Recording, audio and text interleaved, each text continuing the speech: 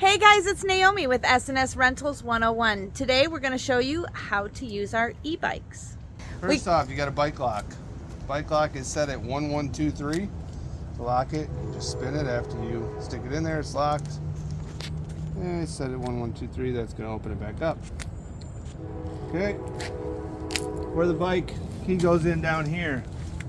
Okay, you're gonna leave the key in it. If you take the key out at night, just for extra security, you just take the key out, put it back in the next day. You're just gonna turn it that direction. That turns it back on. Turn away from the bike, pulls it back out. That's all you're gonna do. You need to use the unlock or the lock. I'm gonna leave that key on for a second. There should be no reason that you're folding the bike, so there's no reason to unlock or lock that. You want to do the seat adjustment, which you're gonna need depending on how high you are. You literally just pull it up or down and latch it back in the position that you want it. The pedals do fold, so if you're somehow you accidentally hit it with your leg and the pedal folds and you think you broke it, you didn't break it, they actually fold. So to bring it back up, to fold them, you push it in and do that. Just like that. That's all it is. Alright. On the display up here, I'm gonna come around here. You do have 7 gears. To switch to the gears, obviously you just push this guy and this brings you back from speeds 1 to 7. Turn the bike on, you're gonna hold down this button here. That's gonna turn the bike on. I would recommend pass 1 goes all the way up to pass 5. 5 is gonna be your highest speed as far as pedal assist goes. I would recommend starting off in 1 or 2, nothing higher until you're comfortable with the bike. I'm comfortable with the bike. I don't ever ride it any faster than 1 or 2 when I take off. Then once I get going, if I want to cruise a little faster, you can go up to all the way up to 5. You're going to cruise at about 19 miles an hour, I think, at 5. Also, your throttles right here. You got a twist throttle. That's going to make the bike go forward. As soon as you're in pass 1, if you're in pass 0, you'll see nothing happens. As soon as you're in pass 1, you hit the throttle, it's going to go. Alright, you can throttle ride it the whole time. You don't have to pedal at all if you don't want to.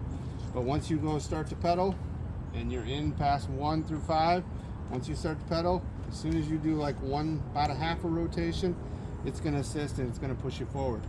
First couple times it does that to you, it alarms you a little bit because you're not used to it. So you want to make sure and be prepared that that's going to happen. And then to turn it off, you hold it down here. That's pretty much it. Oh, headlights. If you want to use the headlight, once it's on, you do that, and then I believe you hold down the plus button. Yep. Hold down the plus button, that turns your headlight on. Hold down the plus button, turns your headlight off. That's pretty much it. Once you're done, hold down the power button. Turn it back off. Don't leave it on. Battery. You can leave the switch on. Just don't leave the power button on. At night, you're going to want to put both bikes together if you don't have 2 bikes. Or if you can, you're going to want to take the lock here.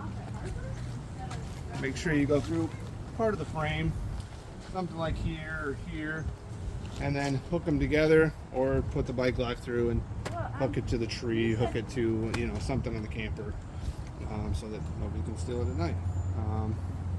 Pretty much it. Charger. This is going to be your charger. It does come apart. This cord comes out. Okay. You're going to plug this cord in. You're going to plug this guy into the wall. And then this guy is going to plug in over here. So you got a little opening right here. You got a little cap. You're going to pull that out, move it to the side, and plug it in. Once you plug it in, there's a little light here. It is going to be red until it's fully charged. Once it's fully charged, it's going to be green. It takes roughly about 6 hours to fully charge it, 4 to 6 hours. When you're done, just unplug it, put the cap back in, and store the charger away. Please make sure that this pin and the plugs don't lay in the dirt, in the water. If it ruins them, we have to replace it, and of course, that's going to affect your deposit. That's it.